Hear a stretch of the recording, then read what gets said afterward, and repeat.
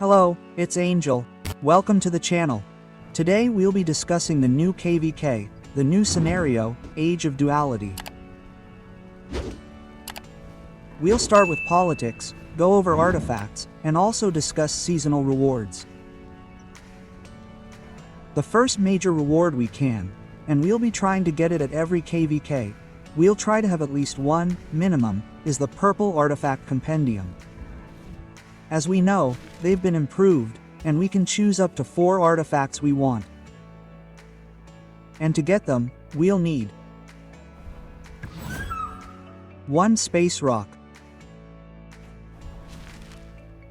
So, we have every alliance here. Each kingdom has access to one bird in their starting zone, so there really won't be any losers in this scenario.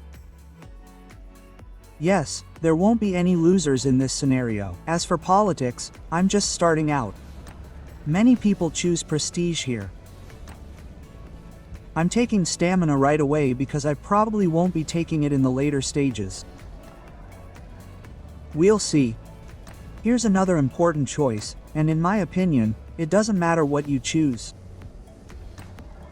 I actually chose that 30 seconds after passing through the portal, my legions won't be able to be blocked. The second option is that once we pass through the portal, our legions' marching speed will increase by 15% for the next 180 seconds. My logic here was that 15% of the march isn't much. We'll probably be running in groups anyway, so we'll have to wait for the rest. So I'll wait anyway. However, it might be that this portal is somewhere close to the enemies. It might be that the enemies destroy it, that they'll block us. And I decided that the fact that the enemy won't be able to block my legions might be more useful. The whole philosophy behind why I chose this policy. Here. Moving on, we have the choice between capacity or elixir production rate. We choose elixir production rate, of course, to have more elixirs, to be able to fight more. At the bottom, you get what you get. Most of you probably don't heal enough to reach the resource healing limits anyway. Generally, I won't be implementing these policies relatively quickly. I might not even implement them at all, because implementing such a policy costs us, for example, 300,000 prestige, and for 300,000 prestige, I'll get 30,000 elixirs, so it might not seem like much, but it's still something. Yes, it might seem like little, but it's still something, so I probably won't implement this policy. Moving on, we have another choice. Here, of course, I'll be countering infantry. There are a lot of infantry, so any damage against infantry will be useful. And lower down, of course, we'll be countering mages, because there are more mages, so we want to implement a policy that we'll use more often. In my opinion, there's only one choice here, and that's reducing the cooldown of artifact skills. On the left side, we have a 5% bonus to the merits when using artifacts, not 5% of the merits in general. This is very important. The logic that tells me to take the cooldown reduction is very simple. If we reduce the artifact's cooldown by 10%. And remember, we have 2 artifacts here, not 1. We have 2 artifacts here, so we benefit from it twice. And secondly, if we reduce the artifact's cooldown, we can use that artifact more often. Then we can use that artifact when our legions are healthier. Consequently, we'll deal more damage from those artifacts. Consequently, we'll gain more merit from artifacts. So, for me, there's only one choice here, only one. It's the choice on the right. Moving on, of course, the eternal dilemma. What should I choose here? If you're healing for resources, if you're struggling with stamina, then of course, you choose policy number 3. If you don't plan on healing for resources, you can choose either of these 2 policies. At the last KVK, I chose the left-hand policy, and honestly, I did quite well. So, in reality, you'll have to fight to earn those merits with any policy. So, choose the policy that's useful to you. Personally, I think the left-hand policy is better than the middle-hand policy in terms of daily elixir production. Remember, we have 10% more prestige here, so we'll have more elixirs if we trade that prestige for elixirs. Besides, even when there's no fighting, there's often abysm, so if you're fighting in the abyss, and I recommend fighting in the abyss. If, of course, you're not fighting at all, those units will still be in the hospital, so any amount of free elixirs will definitely be useful. So once again, if you have stamina problems, you take a 3, you don't want to heal for resources, you don't have stamina problems, you can take a 1 or 2. And moving on, we have another choice here, another very important choice. I recommend that more players take percentages. From what I remember, and I remember it well, from what we calculated, if you already have those 3 million T4 units or 1.5 million T5 units, you'll be better off taking percentages. So I think 99% of players will be better off taking elixir production speed. After that, we have no more choices, but we have very pleasant policies. Here, we exchange prestige, 10 prestige points for 1 elixir, and at the bottom, we have 1 elixir for 1 dead T4 unit or 1 dead T5 unit. So if there are a lot of fights on the bastions, and there probably will be, a lot of people will be playing with the multiplayer enabled, so you'll be able to accumulate some of these elixirs as well. Moving on to the main theme, the artifacts, well, we can't see the rest of the artifacts down here. We only have the first level. And at this first level, I think the best choice will be the last artifact, because it's already at level 5. We have at least 5% damage taken and a plus of 5% damage dealt. The only thing I'm wondering is whether, if we already have paragons, for example, we can create this artifact from such a paragon, probably. So if we have paragons, we have additional percentages here from that paragon. So in that case, it's probably better to take the artifact for which we have the paragon. If we don't have those copies, then in my opinion, the best artifact here is this necklace. We may not have these artifacts displayed here, but we can check them out. I'm already showing you where you can check them. You can check them out in the artifact menu. If so, you just have to scroll down.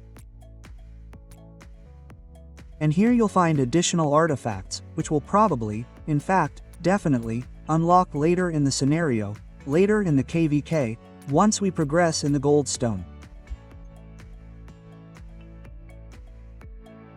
Most of these artifacts, well, I'll tell you, I'm not impressed, but on the other hand, that's good, because it's not some super powerful pay-to-win mechanic.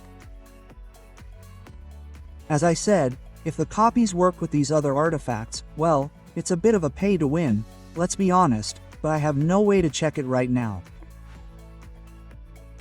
In any case, one of the more interesting artifacts is this armor, for example, which gives 5 of our legions a total 10% damage resistance. And we remove all additional damage from being surrounded for only 5 seconds, but it's still something. 5 seconds isn't much either.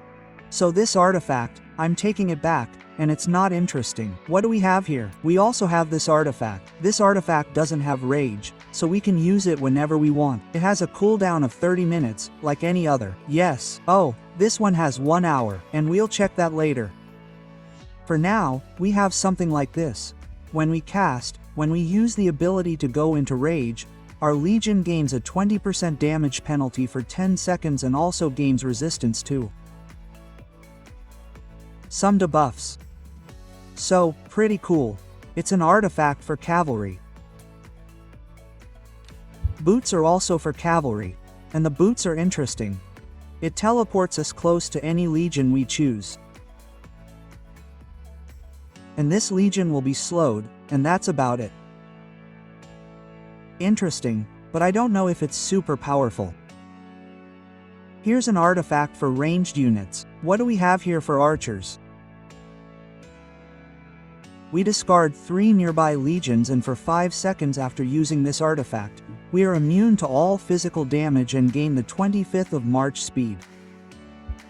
Hey, this is quite interesting, I'll tell you. We could bet on it. I think we can, but no, 5 seconds isn't much. But I think we could deal some counterattack damage, also walk into a group of cavalry and trigger this artifact. The thing is, we'll probably die before it charges, so it looks interesting, but I think it'll be incredibly difficult to use this artifact. And we have this die here, we have this box. 1 hour cooldown, and after using this artifact, up to 5 allied legions return to their cities immediately. They have to be defeated legions, so it has to be a sprite.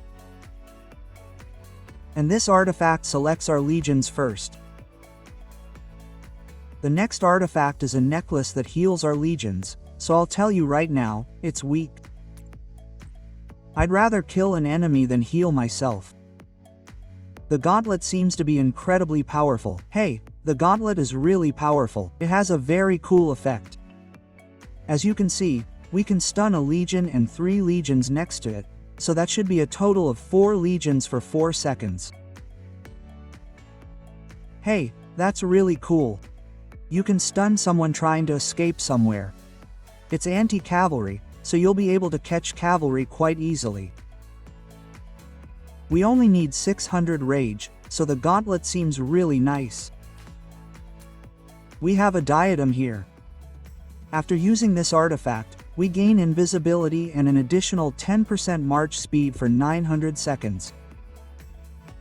And when we attack an enemy with a normal attack, the invisibility disappears and we reduce the enemy's march speed by 25% for 10 seconds. So, in total, you'll be able to run 3 invisible cavalry marches, because we'll have the tiara, we'll have this cloak, and we'll also have the nay, so you can use 3 invisible cavalry marches. Maybe I'll try running around like that. We'll see if they can see me. Of course, the nay will probably see. They shouldn't see these legions with this effect, so we'll see what we come up with here, how we play around with it. We have 2 more artifacts. Yes, this artifact causes us to remove Deb FFS from our legion and friendly legions, for a total of 10 legions. Legions affected by this effect will gain 10% march speed and 10% defense for 10 seconds. So that doesn't seem like much either, but interestingly, we have march speed and legion attack here, so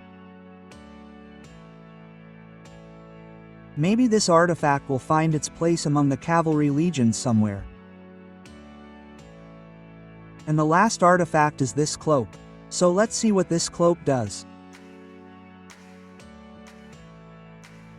The legion wearing this cloak and 4 nearby friendly legions, 5 in total, gain a shield whenever the legion wearing this artifact loses 20% of its maximum units while on the battlefield. Yes, I have a very interesting theory here. I think it could be used. I don't know if it will work this way, but if it does, if this cloak activates, for example, when our legion reaches 80% units, and then it drops, right? And we gain a shield. And then when we heal ourselves with the lizards, we'll be above 80% again. Then after a few seconds, our HP should drop below 80% again, and then we should gain a shield again. So maybe this would be a cool artifact for sand lizards. That's my vision for now, but we'll see if it works. And of course, this effect can only work if it's in magic legions, so this artifact is strictly for mages. But getting back to the artifacts themselves, yes, we have one blue artifact here, one crafted artifact, we have 600% overall stats. Yes, let's pull it out and see if those percentages change. Those percentages haven't changed. Now, if we ask ourselves, can we put it in first place? No, we can't put it in first place. From what I can see, we don't have it here. So we can only equip those crafted artifacts on our own, on our lieutenants. Fits me perfectly. Where I go, We'll go out in the are field you with it. trying Yes, to tell we me have what 2 to artifacts do? here.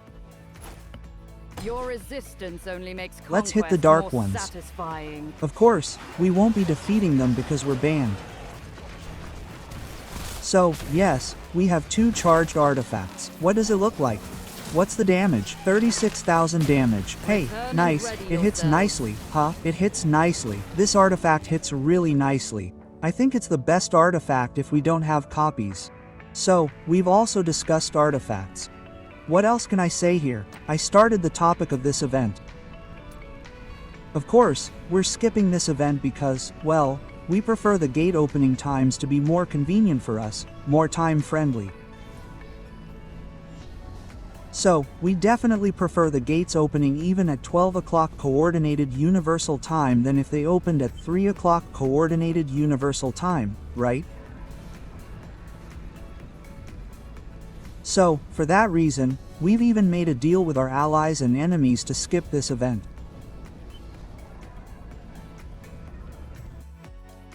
Regarding events, well, I made a mistake here, but we're on Tiha's account, but I'll fix it now. Let's go ahead and choose some artifacts we need. Yes.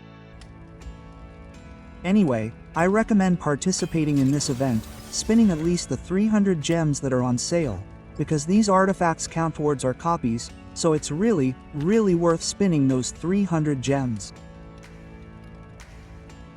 It's always 4 artifacts ahead for one such event. And we have one more event. Yes, we have another event I created here, and as you can see, our alliance is in 3rd place in the regional rankings.